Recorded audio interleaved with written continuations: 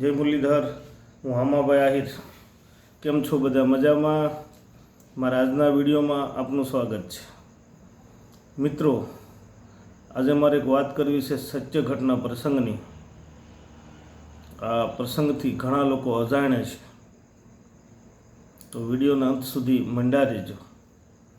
મિત્રો, આપણો દેશ આઝાદ થયા પછી આપણા દેશના પહેલા પ્રધાનમંત્રી જવાહરલાલ નહેરુ બન્યા. જવાહરલાલ નહેરુ એ એક અગત્યની મિટિંગ બોલાવી. મિટિંગમાં સામેલ આર્મીના અધિકારીઓ અને મંત્રીમંડળો સામેલ હતા. એટલે જવાહરલાલ નહેરુએ એક વાતનો પ્રસ્તાવ મૂક્યો કે ભાઈ, આપણો દેશ આઝાદ થઈ ગયો છે. આ દેશના પહેલા પ્રધાનમંત્રી તરીકે પદ મેં સંભાળ્યું.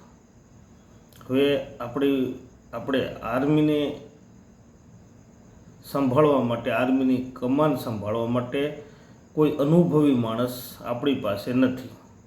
એટલે આપણે આર્મીની કમાન કોઈ અંગ્રેજના હાથમાં સોંપવી જોઈએ, એવું જવાહરલાલ નહેરુએ કીધું. એટલે જે મિટિંગમાં ઉપસ્થિત બધા લોકોએ જવાહરલાલ નહેરુની હામાં હા મળાવી. અને છેલ્લે બેઠા હતા લેફ્ટનન્ટ નથુરામે અવાજ દીધો કે નહેરુ સાહેબ, આપણો દેશ આઝાદ થયા પછી પ્રધાનમંત્રી પદનો પણ કોઈને અનુભવ નથી, તો પ્રધાનમંત્રી પદે પણ કોઈ અંગ્રેજના હાથમાં સોંપી દો. નહેરુ સાહેબને થયું કે લે, આ તો મગજમારી થાય એવું છે. એટલે નહેરુ સાહેબે થોડા પગલાં પાછા લીધા ને નહેરુ સાહેબે કીધું કે આપણી પાસે કોઈ એવો માણસ છે કે આર્મીનું નેતૃત્વ સંભાળી શકે, આર્મીની કમાન સંભાળી શકે. નથુરામ ખુદ જ આર્મીની કમાન સંભાળી શકે એમ હતા. એને કીધું હા છે, ઘણા બધા છે, પણ તમે એમ તો ના બોલો કે આર્મીની કમાન સંભાળવાને લાયક કોઈ નથી, એવું તમે ના બોલો. એણે સજેસ્ટ કર્યું અને ત્યાં બેઠેલામાંથી એકની સામે ઈશારો કરીને કીધું કે પેલા KM કરિયપ્પા સાહેબ બેઠા છે, એ આર્મીની કમાન, આર્મીનું નેતૃત્વ સારી રીતે સંભાળી શકશે. સજેસ્ટ કર્યું એણે. નહેરુ સાહેબે પૂછ્યું KM કરિયપ્પા સાહેબને કે તમે આર્મીનું નેતૃત્વ, આર્મીની કમાન સંભાળી શકશો? એણે હા કીધું કે હા, સંભાળી લઈશું. 15 જાન્યુઆરી 1949ના રોજ એને આર્મીની કમાન સોંપવામાં આવે છે. KM કરિયપ્પા સાહેબ આર્મીનું નેતૃત્વ કરે છે. આર્મીમાં અલગ અલગ નિયમો અને ડિસિપ્લિન લાવે છે. આર્મીનું નેતૃત્વ સારી રીતે હેન્ડલ કરે છે. એમાં જે યુદ્ધ થાય એમાં પણ એને સારી ભૂમિકા ભજવીને ભારતને જીતાયો છે. KM કરિયપ્પા સાહેબે જે 15 જાન્યુઆરી 1949ના રોજ આર્મીનું નેતૃત્વ સંભાળ્યું, ત્યારથી લઈને આજ સુધી ભારતીય આર્મીમાં 15 જાન્યુઆરીએ આર્મી ડે ઉજવાય છે, એમને યાદ કરીને.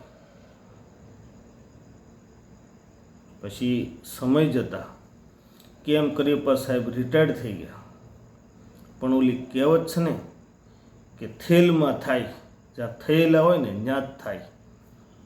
એવી જ રીતે KM કરિયપ્પાના દીકરા KC કરિયપ્પા પણ એરફોર્સમાં જોઈન કરે છે. એરફોર્સમાં લડાકુ વિમાનના કુશળ પાયલોટ હતા અને ધીરે ધીરે એ એરફોર્સમાં સારી રીતે કામગીરી કરવાને કારણે, અલગ અલગ પ્રમોશન મળવાને કારણે એર માર્શલ બને છે. ને ઇન્ડિયન એરફોર્સનું નેતૃત્વ કરે છે. એમાં 1965 પાકિસ્તાન સાથે યુદ્ધ થાય છે. એમાં એર માર્શલ તરીકે એ ટાઈમે ફરજ બજાવતા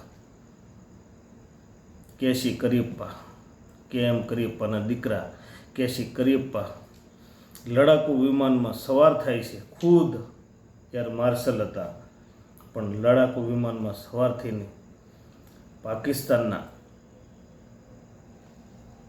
લડાકુ વિમાનને જવાબ દેવા માટે જાય છે. ત્યાં બરાબર બોર્ડર ઉપર લડાકુ વિમાન ક્રેશ થાય છે. અડધા ટુકડા ભારતની સરજમીન ઉપર પડે છે અને અડધા ટુકડા પાકિસ્તાનની સરજમીનમાં પડે છે. કેસી કરિયપ્પા સાહેબ પાકિસ્તાનની સરજમીનમાં પડે છે. પાકિસ્તાની રેન્જર આવે છે, ઘેરાબંધી કરીને કેસી કરિયપ્પાને પકડે છે. પકડીને હેડક્વાર્ટર લઈ જાય છે. પૂછપરછ કરતાં ખબર પડે છે કે એક સમયના ભારતીય આર્મી ચીફ KM કરિયપ્પાના દીકરા છે. એ ટાઈમના પાકિસ્તાનના વડાપ્રધાન અયુબ ખાનને ખબર પડે છે કે પાકિસ્તાનની સરજમીન ઉપર એક પ્લેન ક્રેશ થાય છે. એ પ્લેનમાંથી KM કરિયપ્પાના દીકરા કેસી કરિયપ્પા પકડાય છે. ખ્યાલ આવે છે જે KM કરિયપ્પાને ઓળખતા હતા. અયુબ ખાન સારી રીતે ઓળખતા હતા. અયુબ ખાને ભારતમાં કોન્ટેક્ટ કર્યો. KM કરિયપ્પાનો કોન્ટેક્ટ થાય છે. કોન્ટેક્ટ કર્યો અને વાત કરી કે તમારા દીકરા અમારી કસ્ટડીમાં છે, તમે રિક્વેસ્ટ કરો તો અમે એને બાઈ ઇજ્જત અહીંથી પરત ભારત મોકલી દઈએ. કહેવાનો અર્થ એવો કે KM કરિયપ્પા રિક્વેસ્ટ કરે તો અમારે નીચું ના નમવું પડે. અયુબ ખાનનો એ મતલબ હતો કહેવાનો. એટલે KM કરિયપ્પાએ જવાબ આપ્યો કે જો તમારે છૂટા જ કરવા હોય તો અમારા ભારતીય સૈનિકો જે તમારી પાકિસ્તાનની અલગ અલગ જેલોમાં બંધ છે, જે તમારી કેદમાં છે, એ તમામ સૈનિકોને તમે છોડી મૂકો. બાકી હું મારા એકના દીકરા માટે રિક્વેસ્ટ નહીં કરું.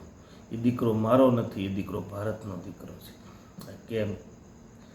KM કરિયપ્પા જ આ કહી શકે અદ્ભુત દેશભક્તિ, દેશભાવના, દેશભક્તિ, અદ્ભુત દેશભક્તિ.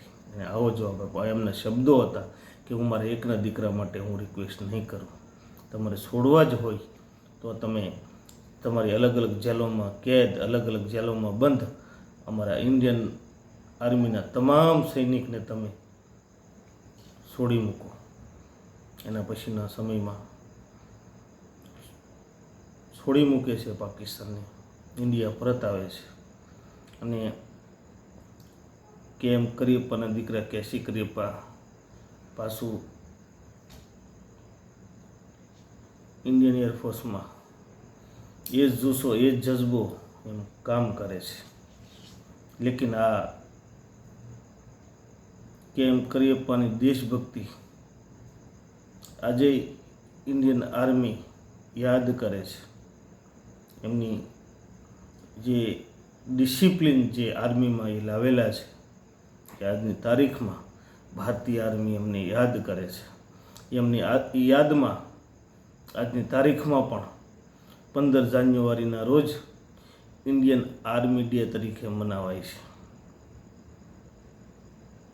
એ KM કરિયપ્પા મૂળ કર્ણાટકના કુડાગુના રહેવાસી, રિટાયર્ડ થયા પછી રિટાયર્ડ લાઈફ બેંગ્લોરમાં જીવ્યા અને 15 મે 1993ના રોજ 94 વર્ષની વયે એમનું અવસાન થાય છે. એમના દીકરા કેસી કરિયપ્પા જે ઇન્ડિયન એરફોર્સમાં નંદા તરીકે ઓળખાતા હતા. એણે પણ ઇન્ડિયન એરફોર્સનું નેતૃત્વ સંભાળ્યું સારી રીતે. એ પણ રિટાયર્ડ થાય છે અને 3 જાન્યુઆરી 2018ના રોજ બેંગ્લોર સ્થિત પોતાના નિવાસસ્થાને 88 વર્ષની વયે એમનું અવસાન થાય છે. આજના વિડીયોમાં આટલું જ. જય શ્રી કૃષ્ણ, જય મુરલીધર.